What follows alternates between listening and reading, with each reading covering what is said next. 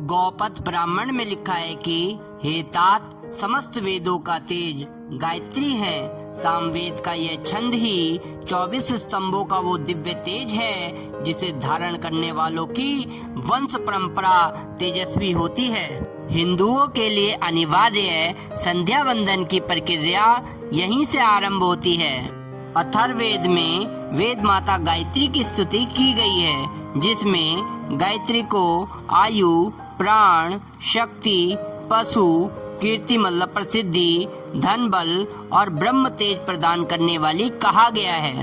श्रीमद् भगवद गीता के 10वें अध्याय के 35वें श्लोक में भगवान श्री कृष्ण कहते हैं कि छंदों में मैं गायत्री छंद हूँ।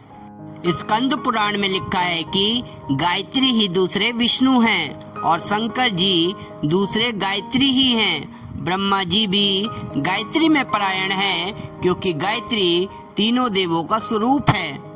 यह विश्व जो कुछ भी है वह समस्त गायत्री में है।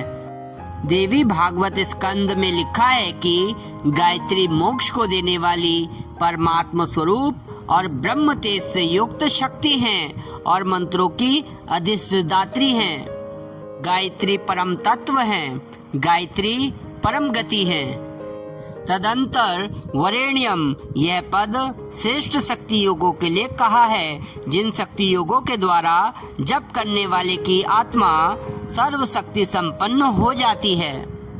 उच्च स्तर का ब्रह्म तेज, सिद्धि और प्राण शक्ति की प्रचुर मात्रा अर्जित करनी हो या किसी सांसारिक कठिनाई को पार करना हो अथवा कोई सकाम प्रयोजन हो, उसके लिए गायत्री की विशेष साधनाएं करनी चाहिए।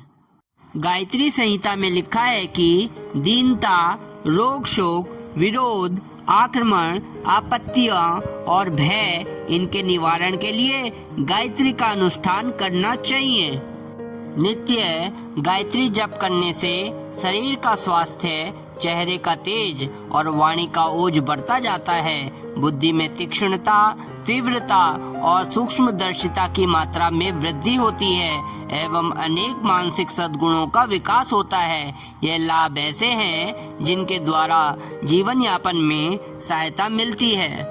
विशेष अनुष्ठान पूर्वक गायत्री मंत्र जपने से उपयुक्त लाभों के अतिरिक्त कुछ अन्य विशिष्ट लाभ भी प्राप्त होते हैं। भविष्य पुराण में लिखा है कि गायत्री जपने वाला समस्त पापों से छूट जाता है। संक स्मृति में आता है, नरक रूपी समुद्र में गिरते हुए को हाथ पकड़कर बचाने वाली गायत्री के समान पवित्र करने वाला मंत्र पृथ्वी तथा स्वर्ग में भी नहीं है।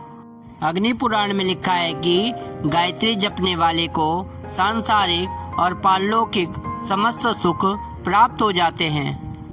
लघु अनुष्ठान करने से अथवा महानुष्ठान करने से साधक निश्चय से उसी अनुपात से सिद्धि को प्राप्त करता है।